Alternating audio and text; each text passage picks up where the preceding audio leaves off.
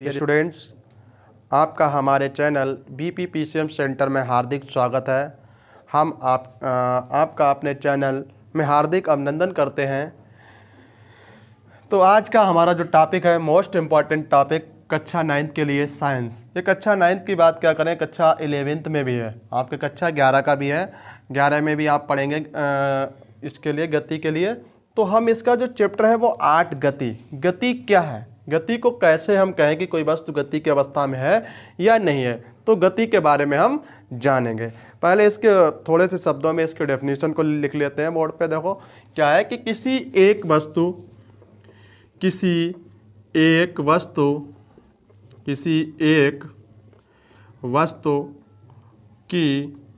किसी दूसरी वस्तु के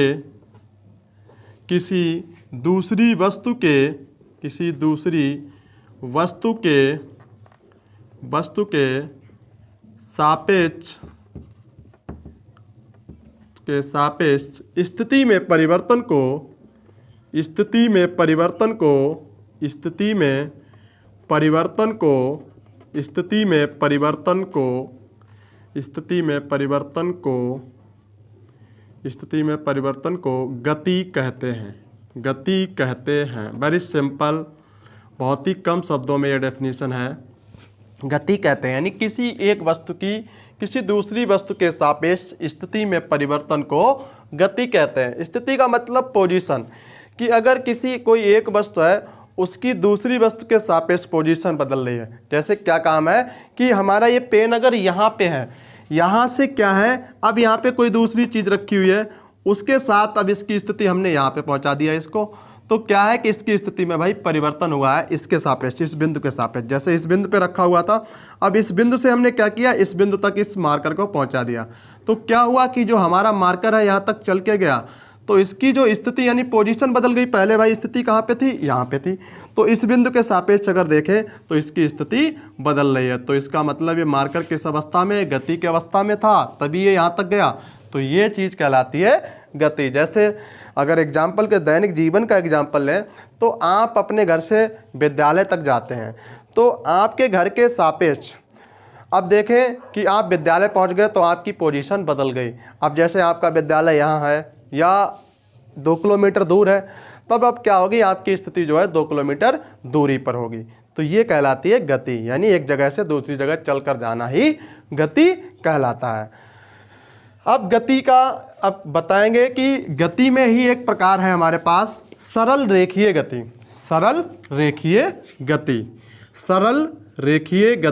ये सरल रेखीय गति क्या है, इसको भी बहुत ही स्ट्रेट लाइन मोशन यानी एक रेखा में गति। सरल रेखीय गति को हम कहते हैं एक रेखा में गति। तो सरल रेखा में गति क्या होगी, जब कोई वस्तु एक सरल रेखीय पथ पर गति करती है तो उसकी गति को हम क्या कहते हैं, सरल रेखीय गति। कहने का मतलब, देखो डेफिनेशन को हम बाद में समझेंगे, पहले एक एग्जाम्पल को लेकर समझते हैं। एग्जाम्पल क्या है, जैसे ट्रेन चल रही है पटरी पे, तो वो एक सीधी रेखा में जा रही है एक तरह से, तो उसकी ये गति कैसी है, सरल रेखीय गति है। या रोड पर जितनी भी बसें, टेम्पो, मोटरसाइकिल, ये सब सरल रेखीय पथ पर गति करते हैं। हालांकि मोड़ वगैरह पड़ती हैं, उनको हम काउंट नहीं करते हैं, लेकिन इनका जो पथ है वो कैसा होगा, सरल रेखीय पथ, जब ये सीधी लाइन में गति करें, यानी सीधी रेखा में जब कोई वस्तु गति करती है तो उसकी गति को हम क्या कहेंगे, सरल रेखीय गति कहते हैं। तो जब कोई वस्तु लिखेंगे, जब कोई वस्तु एक सरल रेखीय पथ पर पथ पर गति करती है, तो उसकी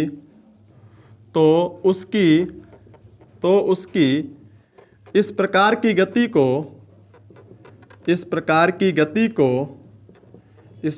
गति को सरल रेखीय गति कहते हैं। सरल रेखीय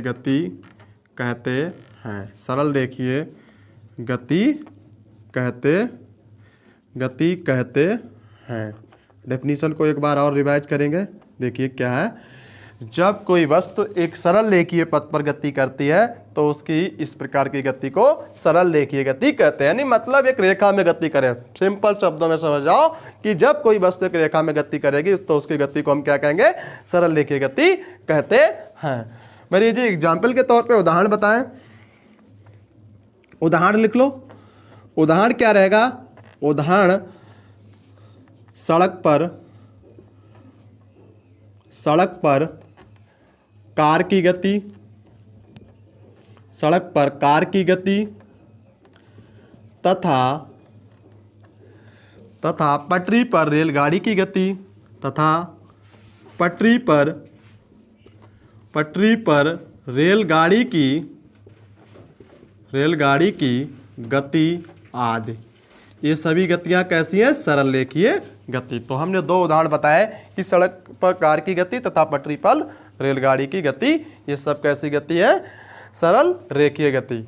अब उसके बाद हम सबसे पहले, अब गति है तो गति में एक चीज आ रही है कि दूरी बार बार आ रही है। दूरी क्या है? What is distance? दूरी को इंग्लिश में कहते हैं डिस्टेंस। तो व्हाट इज डिस्टेंस? डिस्टेंस क्या है? तो सबसे पहले हम डिस्टेंस के बारे में समझेंगे। किसी गतिमान वस्तु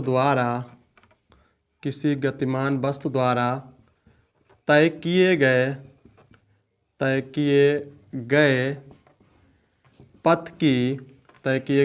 की लंबाई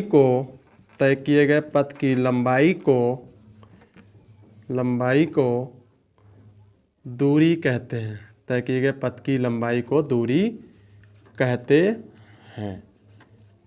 कहते हैं।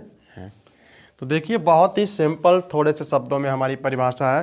किसी गतिमान वस्तु द्वारा तय किए गए पथ की लंबाई को दूरी कहते हैं। यानी कोई भी वस्तु गतिमान है। जैसे आप अपने घर से, सिंपल एक उदाहरण ले लीजिए, आपका ही उदाहरण ले रहे हैं कि आप अपने घर से आप अपने विद्यालय तक गए, कितना रास्ता आपने तय किया, उस पथ की जो भी लंबाई निकल के आएगी, कितने किलोमीटर की उस पथ की लंबाई है, वो क्या कहलाती है? दूरी कहलाती है। तो सिंपल सी है, बहुत ही अच्छे समझ में आया होगा। मैं आशा करता हूँ कि आप लोगों के लिए बहुत ही अच्छे से समझ में आया होगा। अब क्या करेंगे, हम पहले इस बोर्ड के लिए क्लीन करते हैं।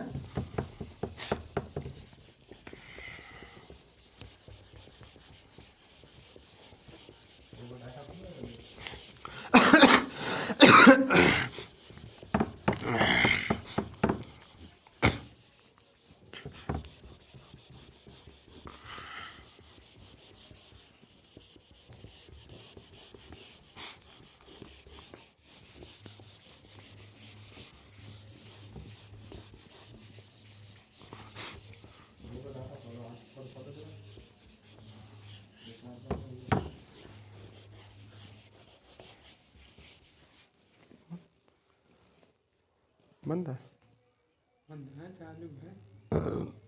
अच्छा, तो देखिए हम दूरी का उदाहरण ले रहे हैं। उदाहरण दूरी के लिए उदाहरण क्या है?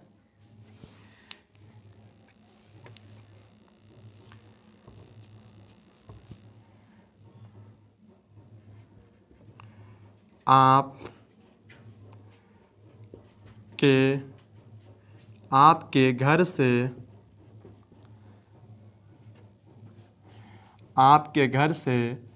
आपके विद्यालय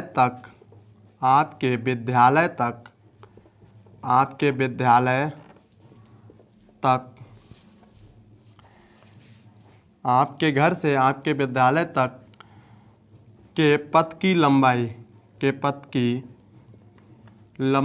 ये क्या कहलाएगी? दूरी कहलाएगी भाई। आप अपने घर से और आपके विद्यालय तक गए आप, तो वो क्या पथ की लंबाई? दूरी कहलाएगी। उसके बाद दूरी के बाद हम पढ़ेंगे विस्थापन। दूरी के बाद विस्थापन। और दूरी क्या है? एक अदिश राशि है। इसमें केवल हमें किसकी ज़रूरत पड़ती है? परिमाण की ज़रूरत पड़ती है। पर परिमाण की आवश्यकता पड़ेगी, दिशा की नहीं। अब दूरी और विस्थापन में थोड़ा सा डिफरेंस है। विस्थापन क्या है? विस्थापन एक सदिश राशि है और दूरी एक अदिश राशि है। तो सदिश और अदिश को हम बाद में डिफाइन करेंगे, पहले विस्थापन को डिफाइन कर लेते हैं, उसके बाद हम सदिश और अदिश दोनों के लिए डिफाइन कर लेंगे अच्छे से। तो विस्थापन क्या है कि किसी विस्थापन को इंग्लिश में डिस्प्लेसमेंट कहते हैं। तो हम सीधे हिंदी मीडियम से हैं तो हिंदी में ही पढ़ेंगे यूपी बोर्ड वाले। तो विस्थापन लिखेंगे किसी भी गतिमान वस्तु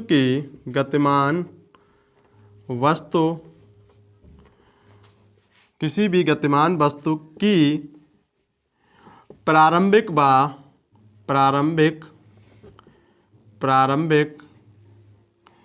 व अंतिम स्थितियों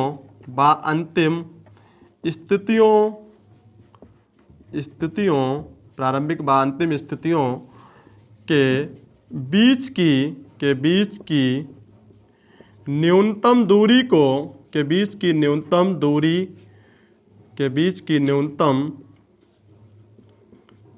को विस्थापन कहते हैं। के बीच की न्यूनतम दूरी को विस्थापन कहते हैं। तो क्या डेफिनेशन हमारे पास है? किसी भी गतिमान वस्तु की प्रारंभिक व अंतिम स्थितियों के बीच की न्यूनतम दूरी को विस्थापन कहते हैं। जैसे मान लिया कि कोई स्टूडेंट, उदाहरण के तौर पे हम एग्जाम्पल के तौर पे इसके लिए समझ रहे हैं, तो एग्जाम्पल के तौर पे एक स्टूडेंट है जो ए से चलना प्रारंभ करता है, ये बिंदु ए है, इससे चलना प्रारंभ किया और वो कहाँ गया? वो स्टूडेंट बिंदु बी तक गया भाई।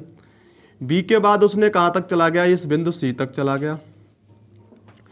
तो अब हमें इसका विस्थापन बताना है कि विस्थापन कितना होगा। अब ये यहाँ से यहाँ तक गया तो ये मान लिया 2 किलोमीटर गया यहाँ से यहाँ तक, और इधर गया तो 3 किलोमीटर चला गया, इधर 3 किलोमीटर भाई चला गया। लेकिन अगर इसके विस्थापन की बात करें तो विस्थापन क्या होगा? इसकी प्रारंभिक स्थिति कहाँ पे थी? ये है, ये क्या है? इसका प्रारंभिक स्थिति है। प्रारंभिक स्थिति ये है, प्रारंभिक स्थिति बिंदु ए पर थी। इसकी कहाँ पे थी? बिंदु ए पर। अंतिम स्थिति इसकी कहाँ पे है? बिंदु सी पर। अंतिम स्थिति भाई। अब क्या है? ये कहलाएगा, ये होगा डिस्प्लेसमेंट, ये वाला, ये AC यहाँ पे क्या होगा? डिस्प्लेसमेंट होगा। अगर इस चित्र में देखें तो विस्थापन हमारे पास क्या निकल के आएगा? विस्थापन की बात करें तो विस्थापन बराबर कितना आ जाएगा? वस्तु की अंतिम स्थिति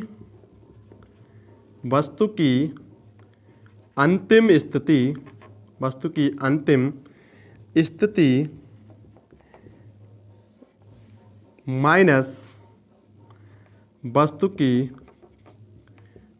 की प्रारंभिक स्थिति। वस्तु की अंतिम स्थिति तथा लगाएंगे यहाँ पे, तथा वस्तु की प्रारंभिक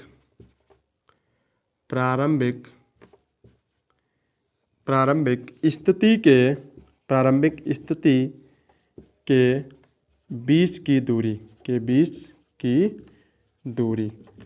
दूरी कौन सी है? तो विस्थापन यहाँ पे जो निकल के आएगा वो आ जाएगा विस्थापन बराबर AC। कितना आएगा? वो AC होगा। विस्थापन क्या होगा? AC। यही दूरी जो है विस्थापन कहलाएगी। इसी के साथ हम आपसे मिलते हैं नेक्स्ट स्लाइड में। अगर आपको हमारा ये लेक्चर अच्छा लगा हो तो वीडियो के लिए लाइक करें, चैनल को सब्सक्राइब करें व दोस्तों को शेयर करना ना भूलें। जय हिंद, जय भारत।